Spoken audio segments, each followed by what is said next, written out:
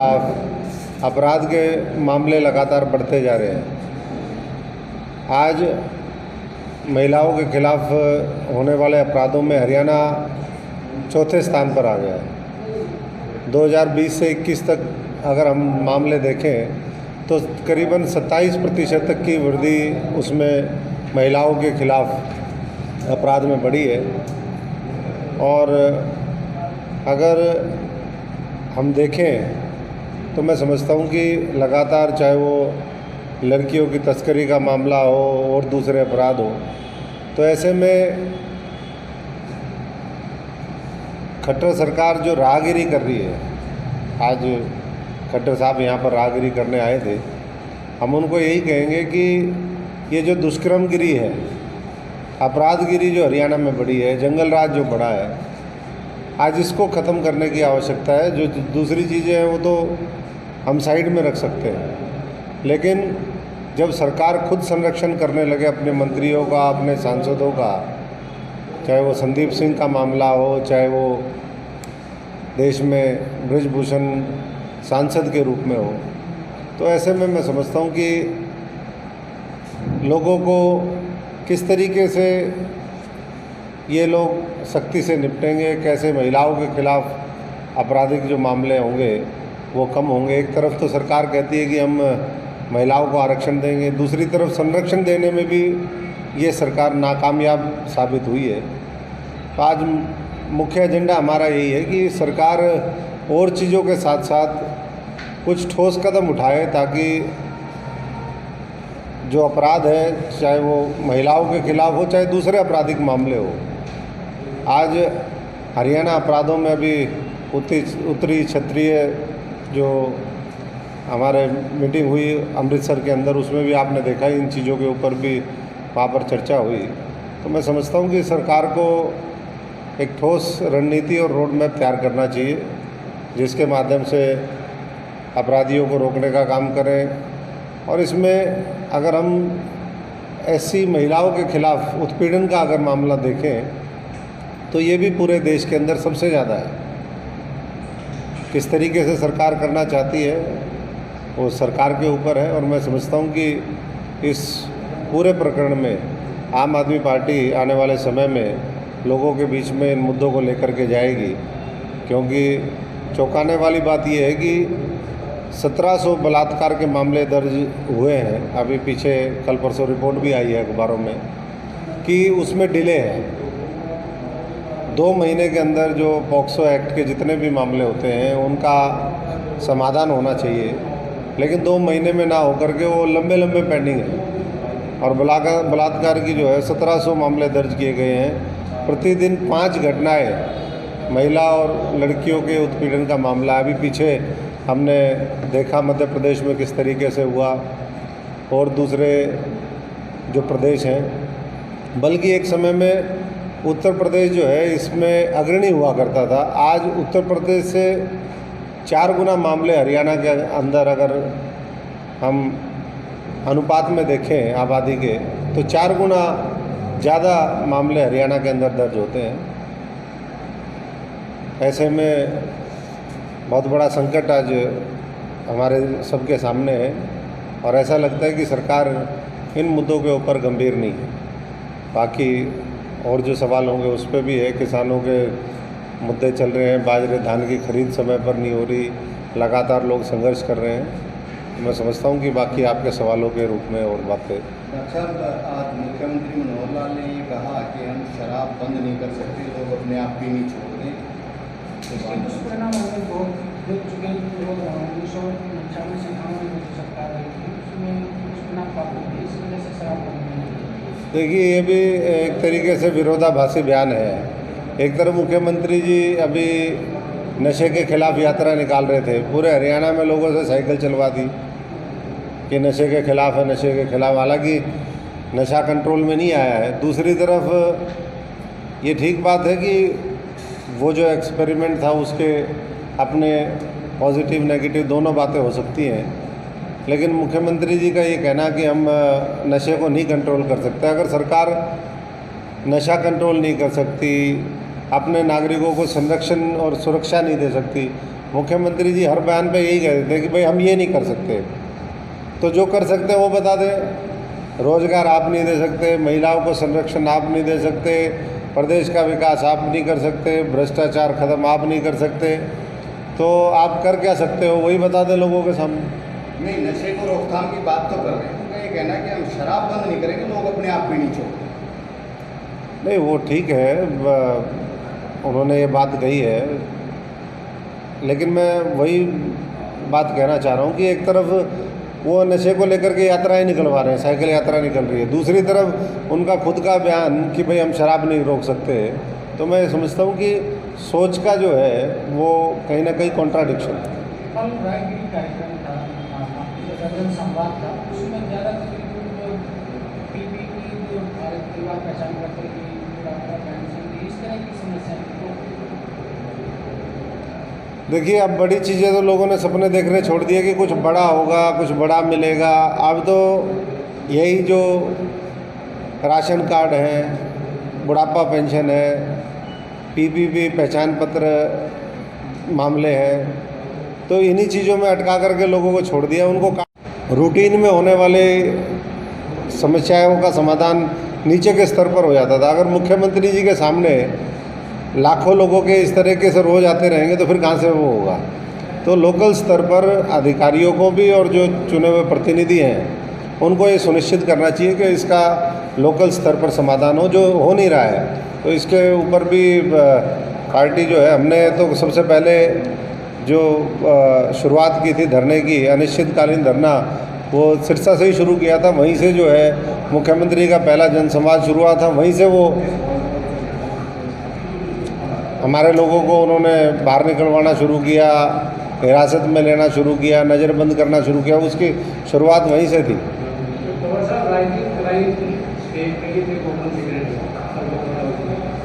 लोकसभा चुनाव तो हरियाणा में क्या सीन रहने वाला है, इस तरह की क्या कब ये फैसला हो जाएगा कि कितनी सीटों पर आप चुनाव लड़ेंगे? देखिए, कितनी सीटों पे लड़ेंगे ये तो हमने पहले भी इस बात को कहा है। ये शीर्ष नेतृत्व जो है पार्टियों का, उसका फैसला होता है। प्रदेश में सब अपनी अपनी तैयारी करने में लगे हुए हैं। हम भी 10 की 10 लोकसभा और 90 की 90 विधानसभाओं की तैयारी कर रहे हैं। बाकी जैसा होगा, हाँ ये निश्चित है कि प्रदेश जो है बदलाव चाहता है, और बदलाव में अगर हम थोड़े से अपने ईगो छोड़ेंगे और थोड़ा ज़मीन पे आ जाएंगे, अभी भी बहुत से नेता ज़मीन पर आए नहीं हैं। नहीं, उनको कांग्रेस का नहीं, अरविंद जी ने तो बार बार इस बात को कहा है कि हम जो इंडिया गठबंधन है उसके प्रति कमिटेड हैं, और हम चाहते हैं कि देश के स्तर पर जहाँ भी जो भी पार्टियाँ इस गठबंधन में है उसके साथ मिलकर के हम ये चुनाव लड़ें। तो उम्मीदें तो हैं ही।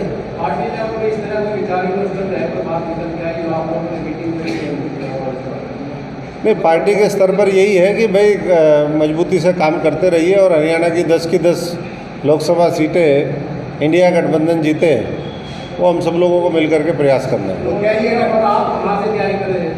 नहीं, मैंने तो पहले ही मना कर दिया था कि मैं लोकसभा चुनाव लड़ने में इंटरेस्टेड नहीं हूँ। तो और बाकी सारे साथी हैं उनकी नहीं, सपोर्टर चाहने का नहीं।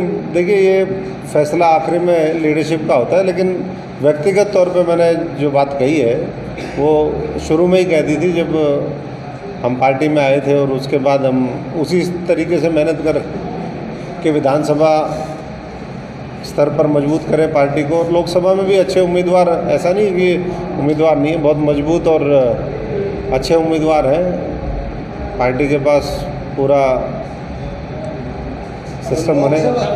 लोकसभा में तो इंडिया गठबंधन की आप बात करें, क्या विधानसभा में भी इस तरह का हो सकता है कि जो लोकसभा चुनाव में इंडिया गठबंधन के सदस्य हैं वो हरियाणा विधानसभा चुनाव में भी साथ रहें? देखिए, इसमें तो अभी तक कोई फैसला पार्टी का नहीं है। पार्टी ने तो मोटे तौर पे बहुत स्पष्ट शब्दों में कहा है कि विधानसभा की हम 90 की 90 सीटें लड़ेंगे। हाँ, जहाँ तक लोकसभा का सवाल है वो गठबंधन के तौर पर हम जनता के बीच में जाएंगे और जनता करेगी बदलाव। चेहरा कौन होगा हरियाणा विधानसभा चुनाव? चेहरे तो पार्टी के जो चेहरे हैं वही चेहरे होंगे। अरविंद केजरीवाल जी चेहरे होंगे। सारा जो दिल्ली का मॉडल वो एक महत्वपूर्ण हमारा मुद्दा होगा लोगों के सामने। नहीं, जैसे पंजाब में आपने चेहरे पे चुनाव लड़ा, और भी जगह जहाँ चुनाव लड़ रहे हैं वहाँ चेहरा तो चेहरे तो सारे ही लोग घूम रहे हैं, जो साथी हरियाणा में सक्रिय हैं वही चेहरे हैं पार्टी के। क्या 100 अक्टूबर की दावेदारी है? देखिए, ये हमारा काम लोगों के बीच में जाना है, पार्टी को मजबूत करना है, वो हम करने में लगे हुए हैं। अगले 15-20 दिन के अंदर हमारा पार्टी का संगठन जो 2.5 लाख पदाधिकारी हैं वो हमारे विलेज लेवल और वार्ड लेवल तक तैयार हो जाएंगे, और उसके बाद जो भी साथी हैं अपने अपने तरीके से काम कर रहे हैं और मजबूती से लगेंगे। जिन लोगों को गलतफहमियां हैं वो 2.5 लाख लोग जब सड़कों पे उतरेंगे तो गलतफहमियां दूर करेंगे। जो पहले तो लोग ये कहते थे भाई आम आदमी पार्टी कुछ नहीं, अब धीरे धीरे आम आदमी पार्टी उनको सबसे बड़ी दुश्मन लगने लगी। अब उनको लगने लग गया भाई ये तो झाड़ू फेरेंगे मजबूत वाली, जैसे दिल्ली में फेरी, पंजाब में फेरी, और आम आदमी पार्टी उसी तरीके से काम करती है। 100% रिजल्ट जो है वो प्रदेश के हित में आएंगे, आम आदमी पार्टी के हित में आएंगे। झाड़ू से पूर्व मुख्यमंत्री भूपेंद्र सिंह हुड्डा को क्या दिक्कत है? हम तो सफाई करते हैं, सफाई से हो सकता है दिक्कत हो किसी को। अलायंस की बात होती है, एक बात होती है, दूसरे लोग को कहते हैं हमें किसी की जरूरत नहीं है, आम आदमी पार्टी को आदम अपना विश्लेषण कर लेना चाहिए। देखिए, वो तो अब उस चीज़ में हम जाएंगे तो फिर सारी पुरानी परतें भी वो उधड़ती है, उसको ना छेड़ें तो चर्चा को ज़्यादा बेहतर है। क्योंकि इसी हरियाणा के अंदर 2 ऐसी सीटें हैं जो इंडिया के टॉप 3 के अंदर थी, और अगर थोड़ी सी मेहनत तो हम नहीं करते तो टॉप 3 में तीनों की तीनों आ जाती।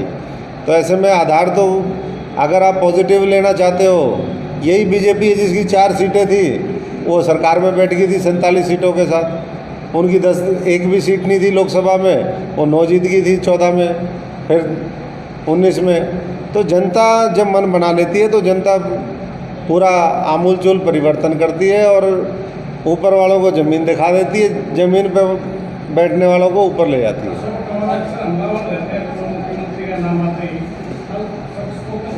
नहीं, सॉफ्ट स्पोकन का नहीं, मैं समझता हूँ कि मुद्दों की लड़ाई है, विचारधारा की लड़ाई है। लोगों की लड़ाई लड़ने के लिए जो भी साथ आ सकते हैं सबको साथ आना चाहिए। और जब पार्टी का, ये पार्टियों का तालमेल है, ये व्यक्तियों का तालमेल तो है नहीं।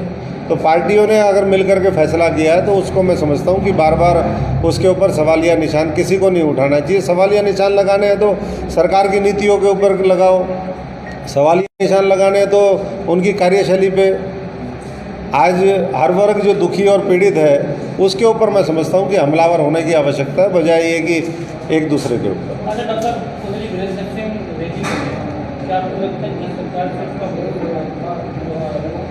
मुझे क्या लगता है, पूरे हरियाणा को ही लगता है, पूरे हरियाणा को लगता है, जिस तरीके से वो बात कह रहे हैं कि वो भारतीय जनता पार्टी की सरकार से, उनके कामों से खुश नहीं है और कुछ नया करना चाहते हैं।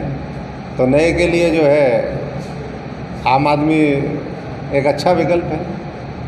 पंजाब के चीफ मिनिस्टर ने रिसेंटली एक बयान फिर से दिया है कि हरियाणा को पानी देने के लिए हमारे पास ये SYL के संदर्भ में क्या करेगी पार्टी, क्या ये अलग स्टैंड पंजाब में अलग, हरियाणा में अलग? नहीं, हमारा तो एक ही स्टैंड है कि पानी का जो है समान रूप से बंटवारा होना चाहिए। जो उस समय जितने भी वाटर ट्रिब्यूनल बने हैं, चाहे वो SYL का पानी को लेकर के हो, चाहे देश में अलग अलग जगह पानी पे विवाद, तो आज तमिलनाडु, केरल, कर्नाटक, उनका भी विवाद है। बहुत प्रदेशों में इस तरीके के विवाद है, महाराष्ट्र में है, आंध्रा में है। कोई ऐसा स्टेट नहीं जहाँ इंटर स्टेट में पानी को लेकर के वो, क्योंकि कभी ज़्यादा पानी बरस जाए तो बाढ़ आ जाती है, उस समय तो कोई पानी लेना नहीं चाहता। जैसे ही कमी होती है तो हर एक को पानी चाहिए। आज भी हरियाणा की स्थिति ऐसी है कि मैं भी पीछे पुगतला गांव में गया था, इसराना में, वहाँ पर आज तक नहरी पानी नहीं आता है। कभी भी नहरी पानी ना खेतों में लगता, ना पीने का पानी है, ना किसी ने उसकी पहल करी है। ऐसे हरियाणा के सैकड़ों गांव मैं जानता हूँ, वैसे हज़ारों की संख्या में होंगे जहाँ पर पानी स्वच्छ पानी पहुँचे, और वो नहरों से संभव है। तो इसलिए SYL का पानी पूरे हरियाणा की भी आवश्यकता है, और उसको लेकर के सरकारों को आपस में समन्वय बिठाना चाहिए। और अरविंद केजरीवाल जी ने कहा कि भाई प्रधानमंत्री जी हमें बुलाए, हम उनके सामने अपना पक्ष रखेंगे, अपना सुझाव रखेंगे कि किस तरीके से हरियाणा को पानी मिल सकता है, या दिल्ली को भी कैसे हम और पानी की जिस तरीके की आवश्यकता है वो उसको उपलब्ध करा सकते हैं। डॉक्टर साहब, रक्षा मंत्री ने आज किसानों को साफ कह दिया कि नमी वाली धान की फसल नहीं खरीदी, सुबह खरीदेंगे। तो आप पार्टी क्या समझते? देखिए, ये तो हमेशा बात आती है, कोई भी फसल, पहली बात तो किसान अपने तरीके से उसको देख करके ही काटता है। ऐसा तो है नहीं कि किसान गीली फसल को काट देगा। तो एक मिनिमम जो लेवल होता है मॉइस्चर का, वो देखने के बाद ही, और कुछ मंडी में आके भी सूखती है, तो सरकार को जल्दी से जल्दी उठान करना चाहिए। पहले 20 तारीख मुकर्रर हुई थी, 20 से फसल नहीं उठनी शुरू हुई। बाजरे की अभी भी बहुत जगह दिक्कतें हैं। सरकार बार बार खुद कृषि मंत्री की कॉन्स्टिट्यूंसी में लोग जो है अभी भी अपने पुराने जो कंपनसेशन है, मुआवजा है, उसको लेकर के भी संघर्षरत हैं, और उठान समय पर नहीं हो रहा उसको लेकर के भी है। नहीं, नीयत हो सकता है उनकी उस तरीके की क्षमता ना हो उठाने की, हो सकता है काम करने का तरीका ठीक ना हो, कुछ नीयत का भी खेल हो सकता है। हो सकता है किसानों को जैसे पहले परेशान करते रहे, 9 साल से तो किसान बेचारा सड़कों के ऊपर ही संघर्ष कर रहा है, चाहे वो गन्ने का मामला हो, धान का हो, बाजरे का हो, सरसों का हो, सूरजमुखी का हो, या 3 कृषि काले कानून हो। बेचारों के ऊपर लट बरसाने का काम करती है सरकार। और फिर इनके ही लोग कहते हैं कि इनको तो आड़तियों ने, अभी कृषि मंत्री का हम बयान देख रहे थे, बोले आड़तियों ने जो है ना इनको गुमराह कर दिया। भाई 3 काले कानून कौन लेकर के आए? आप लेकर के आए, किसान उसके खिलाफ, आड़तियों को क्यों बदनाम कर रहे हो? डॉक्टर साहब, कांग्रेस पार्टी में आप काफ़ी लंबा समय रहा और आपने कांग्रेस पार्टी छोड़ी। आपने भी आरोप लगाया था कि भूपेंद्र सिंह हुड्डा की वजह से कांग्रेस पार्टी आप छोड़ रहे हैं। न, मैंने कभी ये नहीं लगाया। जो उनका और आपका विवाद रहा उसकी वजह से कांग्रेस छोड़ी। अब 3 लोगों ने फिर भूपेंद्र सिंह हुड्डा के खिलाफ आवाज उठानी। क्या भूपेंद्र सिंह हुड्डा इतने कद्दावर हो चुके हैं कांग्रेस पार्टी में कि सिस्टम है? देखिए, जो 3 का 4 का गैंग बन रहा है, इस गैंग में कोई दम नहीं है। अगर इसमें दम होता तो ये मेरा ही ना साथ दे देते, और मेरा साथ दे देते तो कांग्रेस का राज भी बनता और इनका भी होता। ये तो मरा हुआ शिकार खाने वाले लोग हैं, वो ढूंढते हैं भाई कौन सा हम मामला ढूंढ लें।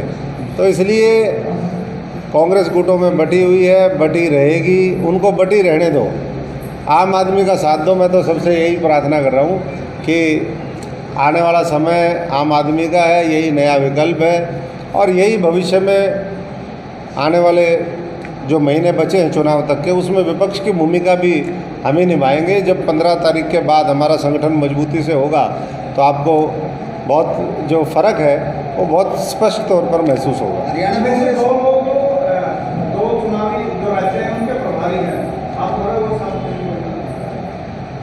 नहीं, मैंने मरा हुआ सांप नहीं कहा। हाँ, मरा हुआ शिकार खाना कहने का मतलब ये है कि मरा हुआ शिकार मैं इसलिए कह रहा हूँ कि शिकार करने के लिए खुद जंगल में उतरना पड़ता है, मेहनत करनी पड़ती है। हो सकता है भालू, सांप, शेर आपको भी पंजे मार दे, लेकिन जब जंगल में उतरोगे ही नहीं, दूर से देख करके कि भाई वो मर गया एक शिकार, अब चलो उसको खाने के लिए, तो ऐसे कभी भी शिकार मिलता नहीं है। शिकार मारने के लिए खुद जंगल में उतरना पड़ता है, उसके लिए मेहनत करनी पड़ती है, उसके लिए पसीना बहाना पड़ता है। वो मुझे लगता है कि 5 साल इनमें से वैसे तो किसी ने भी नहीं बहाया था। एक की बात नहीं करें हम, जो दोनों जितने भी 4-5 गुट हैं या 2 गुट है जिनको आप कह रहे हो, सबका ऐसा ही मामला चलता रहता था। कोई मेहनत करते तो आज भारतीय जनता पार्टी दूसरी बार हरियाणा के अंदर सरकार नहीं बनाती। और मैं इस बात का मुझे खेद भी है कि भाई हरियाणा में इस तरीके का नेतृत्व कांग्रेस पार्टी का यहाँ पर है, जिन्होंने भारतीय जनता पार्टी को पोषित करने का काम इस हरियाणा के अंदर किया। चाहे वो 14 का मामला हो, 14 में भी इसी तरीके से किया और 19 के अंदर भी किया, लेकिन अब आम आदमी पार्टी ऐसा होने नहीं देगी। इंडिया अलायंस में क्या आईएनडी आम आदमी पार्टी के लिए नहीं, ये तो पार्टियों का गठबंधन है, मैंने पहले ही कहा। तो ऊपर के लेवल पे क्या सोच बन रही है, क्या है, लेकिन व्यक्तिगत तौर पे मैंने पहले भी ये बात कही थी कि अगर आम आदमी पार्टी ये सब लोग मिलकर के अगर वो चुनाव लड़ते हैं तो और ताकत बढ़ेगी। वोट का हमें बंटवारा रोकना है, विंगटन रोकना है और सुनिश्चित करना है कि हम एक ही डायरेक्शन में पूरे फोकस तौर पे भारतीय जनता पार्टी और उनके सहयोगी दलों को परास्त करने के लिए पूरी ताकत लगाएं। मोस्टली लीडर आए थे लेकिन आपका प्रतिनिधि नहीं गया। नहीं, ये पार्टी को आमंत्रण मिला नहीं मिला, क्या है क्या नहीं, पार्टी का हमारे पास कोई ऑफिशियल उसका कम्युनिकेशन हमारे थ्रू वो नहीं था मामला। एक डॉक्टर साहब, एक सवाल होगा। आप कांग्रेस में 4 धारा को जानते हैं। हमेशा कांग्रेस पार्टी कभी चेहरा दिखा के चुनाव नहीं लड़ती है, और लेकिन भूपेंद्र सिंह हुड्डा हमेशा ये कह रहे हैं कि वो मुख्यमंत्री बनेगा। नहीं, ऐसा नहीं है कि चेहरा दिखा के नहीं लड़ती है, चेहरा दिखाती भी है, कई जगह दिखाया भी है उन्होंने। जो पिछला पंजाब का चुनाव था जब कैप्टन अमरिंदर सिंह बने तो चेहरा बिल्कुल, अगर उनको चेहरे में दम लगता है और या फिर चेहरा इतना दबाव डाल देता है कि मजबूरी बन जाए उनकी, फिर वो दिखा देते हैं चेहरा। और नहीं तो जो है इनके काला कपड़ा सबके ऊपर लगा देते हैं कि भाई तुम अपना जाओ और जो जीत के आएगा फिर उसके बाद देखें। अब तो जीतने की और अग्रसर ही नहीं है। मैंने कहा कि अगले विधानसभा में आम आदमी पार्टी इतनी तैयारी के साथ उतर रही है कि हम पाँच सीट भी कोई गलती से अगर निकल जाए तो बात अलग है, नहीं तो 90 की 90 का टारगेट आम आदमी पार्टी ने बनाया है और उसी पे हम काम करेंगे। एक सर्वे आया है सर, इस तरह से 5 राज्यों का चुनाव को लेकर, उसमें इंडिया गठबंधन को बड़ा दिखाई दे रहा है और उसमें बीजेपी को। अच्छी बात है, इंडिया गठबंधन आगे बढ़ना चाहिए।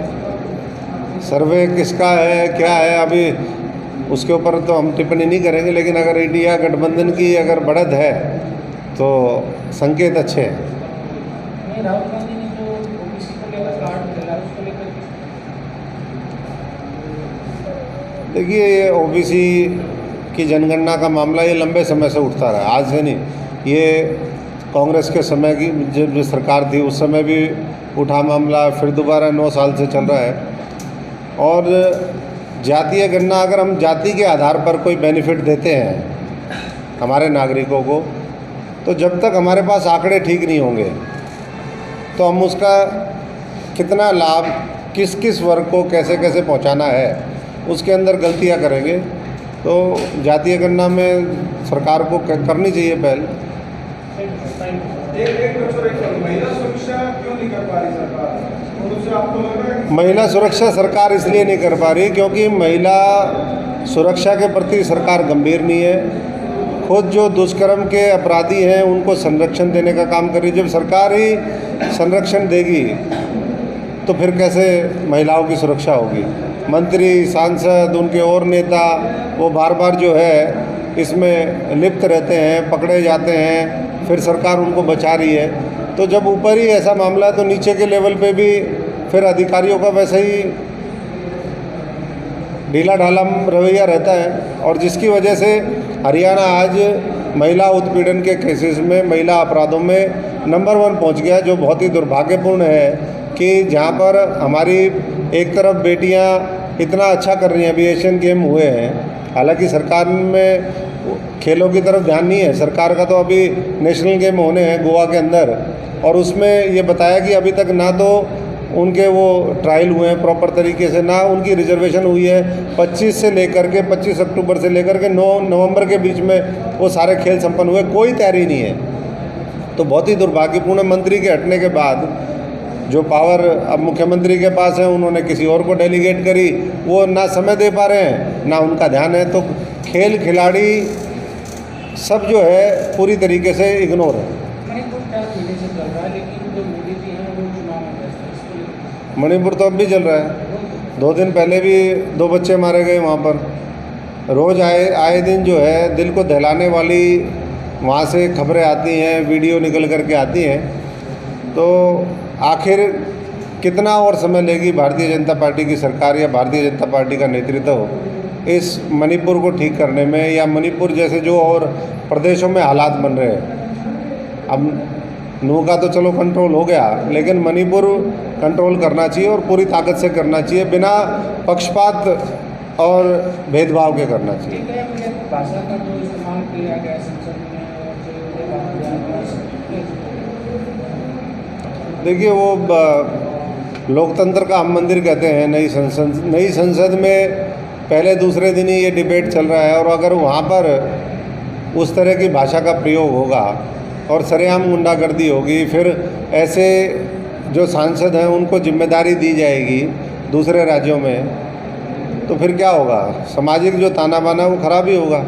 जहर घोलने का काम इसी तरीके से भारतीय जनता पार्टी ने समय समय पर किया है, और देश प्रदेश की जनता ने वो फिर खामियाजा भी भुगता उसका। पोस्ट डाली है नरेंद्र मोदी ने, जो है ना हिंदुत्व को लेकर जिस तरह से किया, उसमें देश की छवि खराब कौन सी किसने पोस्ट डाली? न्यूयॉर्क न्यूयॉर्क उसने वो ज़्यादा मैंने डिटेल में नहीं देखा वो, लेकिन अगर इस तरह के सवाल उठ रहे हैं, इंटरनेशनल मीडिया अगर उस चीज़ को उठा रहा है और हमारी छवि इस तरह की बनाने की कोशिश कर रहे हैं, तो सरकार को इसके लिए कदम उठाने चाहिए कि इस तरह की छवि हमारी ना जाए बाहर, और एक समावेशी प्रधानमंत्री के तौर पे समावेशी सरकार जो सबको साथ लेकर के चलने वाली है, वैसा होना चाहिए। हालांकि भारतीय जनता पार्टी ने इस कार्ड को बार बार खेलने का काम किया है।